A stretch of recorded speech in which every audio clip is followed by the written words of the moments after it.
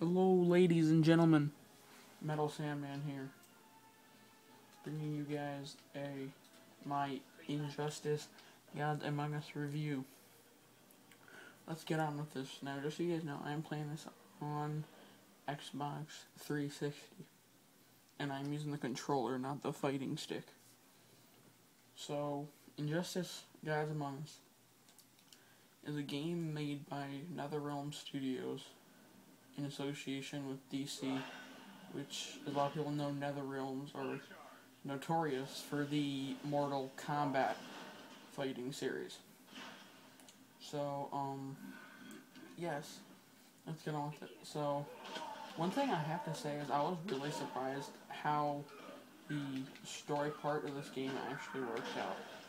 I'm not going to spoil it, but I'm just going to say basically, for some reason they made Superman the villain, which I think anybody that's know anything about the game knows that already. So, I don't think it's much of a spoiler.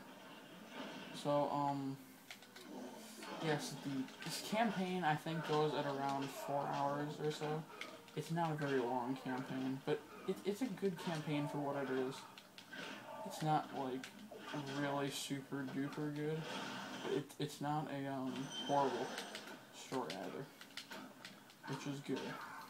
Personally, I'd give the story probably an 8 out of 10. It was just weird at first for Superman to be the main villain, but you get over that, and it sort of makes sense for the story-wise. So, yes, moving on.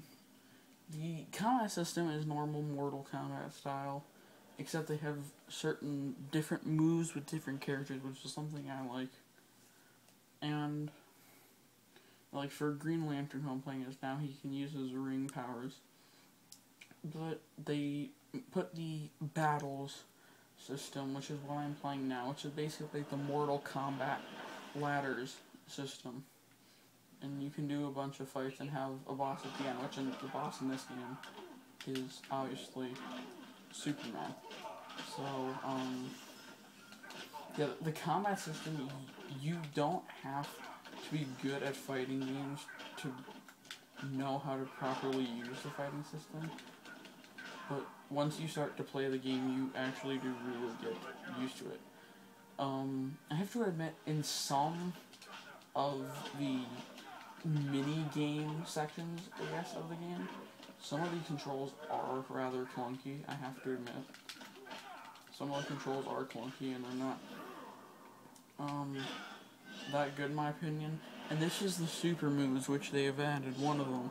This is Aquaman's, and it's basically you have meter, which is the thing in the bottom corners.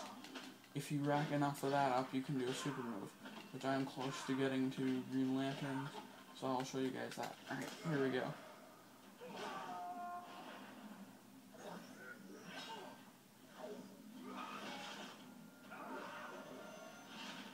And that is a super move. You can also use the super moves in these things called clashes, where you can choose a certain amount of meter, and you can either, because the attacker and the defensive, the attacker is the person who initiates it, and defender is the person who's defending, obviously. And if you win as an attacker, you do damage, and if you win as a defender, you gain health back.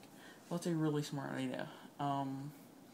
They also have the multiplayer mode for this, which is actually really fun. I've played 1v1 and King of the Hill. I haven't played Survivor, which Survivor is basically like a few multiplayer fights, and if you lose a certain amount of health in that fight, it carries on to like the next tier of fights, which is, it's okay. I haven't tried it though, but they're all good.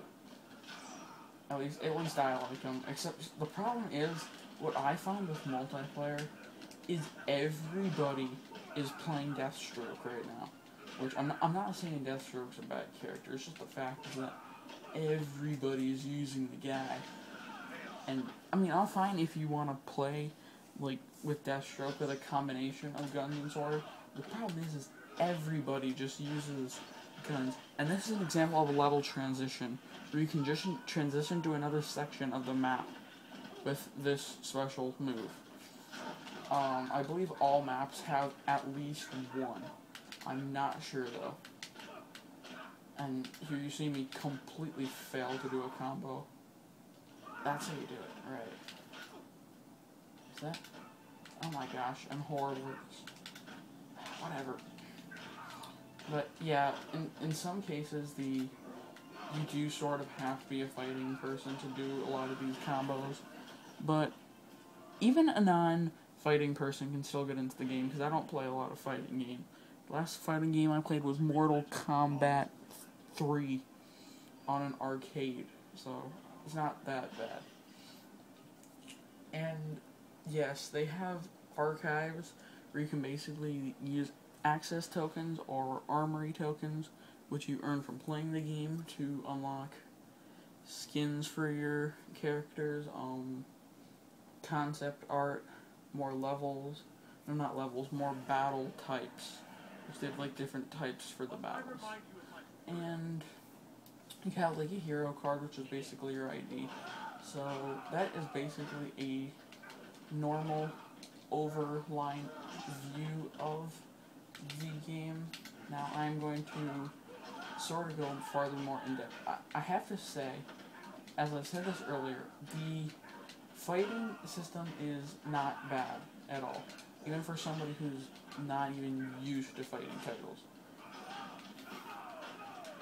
And I think really a lot of people can just get into this game if you try, which is good, because NetherRealm and Warner Brothers want to get attention on this game, and they can do that, especially because it has all the Marvel guys like Superman, Batman, Lex Luthor, Green Lantern, not Marvel, DC, sorry, but yeah, and you can dodge these special moves at the beginning of the special moves. Once the special moves are activated, you can't dodge them, and that was a nice move. But yeah, you can also chain together attacks like you could in Mortal Kombat and do a ton of damage.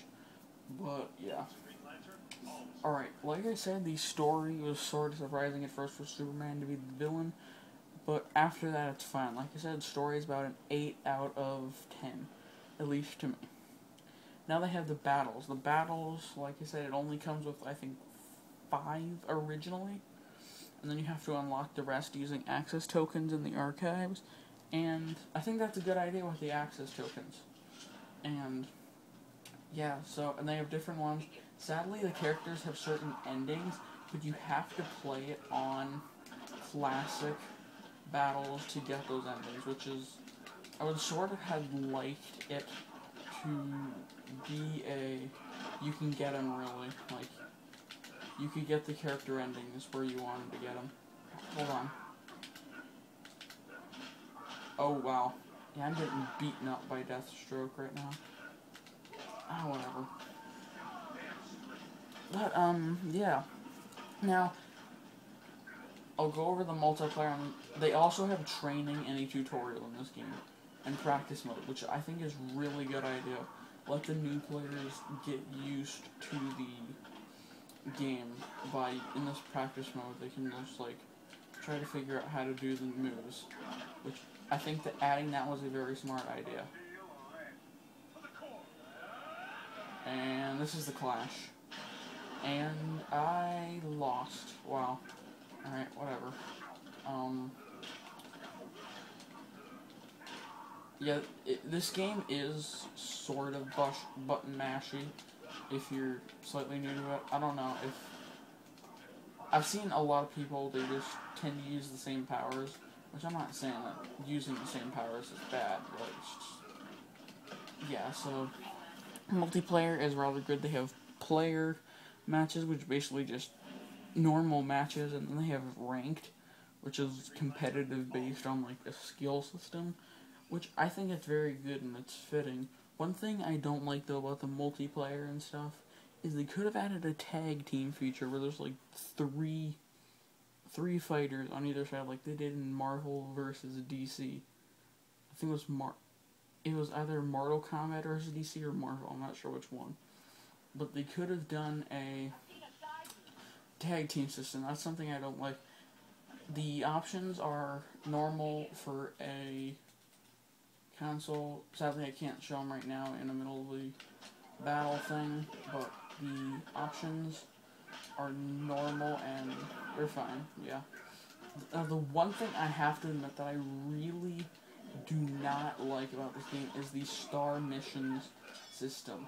There's like 10 missions per character, which there's 24 characters, so yeah, 240. And some of these missions are difficult to do. Like, some of the bosses in them are really hard, and the problem is it's not like, say, Special Ops from Infinity Ward Call of Duty games. You can't choose a difficulty, which is something I don't like about it, personally. That's something that just irritates me, and... Hold on. I'm trying to do a special here, or a move, whatever. I'm not gonna get it. Alright, so, yeah. The star missions are not that entertaining either. So, yeah, looks like it's the end of the video, guys. So, yeah, the star mission's that bad. I would personally recommend you buy this game. And that is my review on Injustice Gods Among Us. Thanks, guys.